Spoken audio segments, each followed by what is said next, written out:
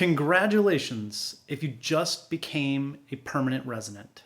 If you just got your green card through marriage, this is an amazing accomplishment and a milestone, and it's awesome. And my hat goes out to you. Kudos. If you got your green card through marriage, your green card is probably good for 2 years. This is called a conditional green card. And that means at the end of your green card period, at the end of the 2-year period, you're going to have to go through another application process, the petition to remove the conditions on residency, by filing Form I-751 with USCIS. Today, I'm going to go through what you need to know to make sure that you have a well-documented and approvable I-751 petition to remove conditions on residency. If you don't know me, my name is Josh Goldstein. I'm an immigration lawyer in Los Angeles. I take on cases across the country and around the world, and my firm focuses exclusively on immigration law. We help people and families get work visas, green cards, and citizenship. So let's talk about the I-751. What's this all about? You got the green card already, so why do you have to apply to remove the conditions? Well, this is the way the law is set up. And the basic concept behind the petition to remove conditions on residency is that USCIS wants to check in and see what's going on with your marriage relationship. It's all about your relationship. So in order to get your green card initially, you had to submit things like, photos and proof that you've spent time together with your spouse, things like that. Well, with the I-751, it's the same concept, but it's looking for the prior 2 years.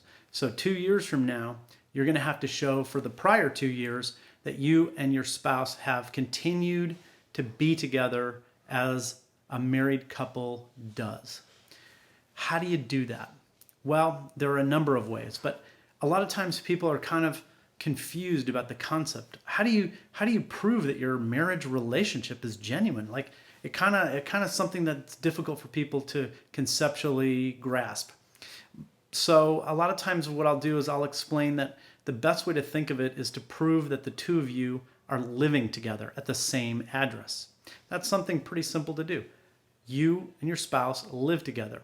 So this advice that I'm giving in this video is based on an assumption that you and your spouse are living together and have been living together and will continue to live together exclusively at the same address. If you're not exclusively, continuously living together, that's a topic for a different video.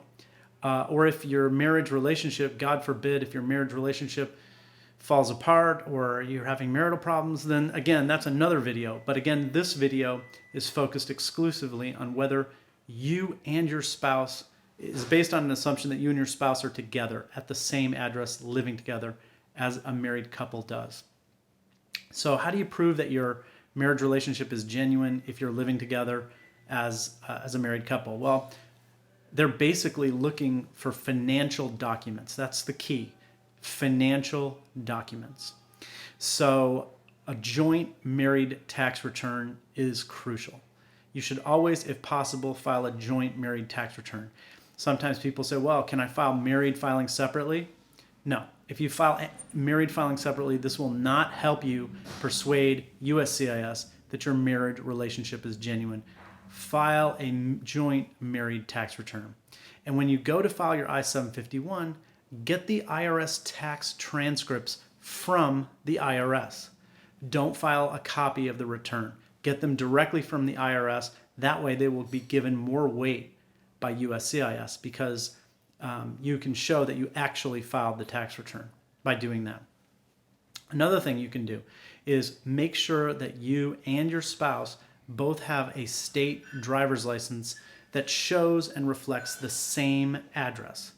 If you don't have a driver's license, then you should probably get a driver's license because it's America and you need to drive around. But if you don't have a driver's license, get a state-issued ID with this showing that the same address is there. And if you move, contact your state's Department of Motor Vehicles and notify them of the change of address. After that, obviously, if you have children together, that's massive. And you're very likely to get approved if you have children together, because if you have a child, then it's very difficult for them to say that your marriage relationship isn't genuine. After that, we're looking at other sorts of financial documents. For example, utility bills. Put both names on a utility bill. Show that you're at the same address with joint utility bills. Things like heat, electricity, internet service, things like that. Bank accounts. Get joint bank accounts, joint credit cards, both names, and keep monthly printouts of all the statements. Keep them all. Keep all those statements. And I advise clients sometimes to just get a cardboard box or a banker's box and just chuck the documents into the box each month so that you compile them over the course of these 2 years. Or if you're more organized, you could scan and create a folder in Dropbox, whatever works best for you. But you want to compile a lot of evidence. So you don't just want proof that you have one bank account together. You want monthly statements showing all the transactions, showing that you and your spouse really do combine and share your finances. Sometimes people say to me, well, we don't really do our relationship. We don't really do it that way. Well, you might consider changing the way that you share money and making it more interactive and more joint in order to convince USCIS that it gets approved.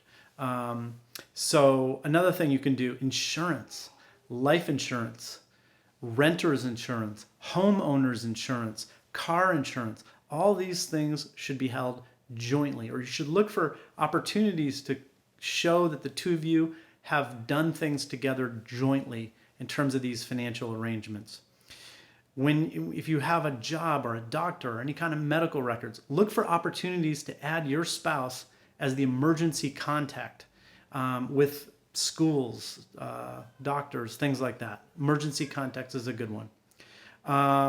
If you have a cell phone, look for a way to combine your cell phones so that your plans are held jointly and you can show the bills with each cell phone combined as a family plan. You could submit monthly billing statements for the course of the 2 years, showing that you have called each other and texted each other and maintained these sorts of relationships by your cell phones. Another thing you can do, vacations. Proof of you went on a vacation. Receipts from flights, hotels, etc. And of course, throughout this, you can look to photos. And in the photos, I like to submit photos with both parties in the photo.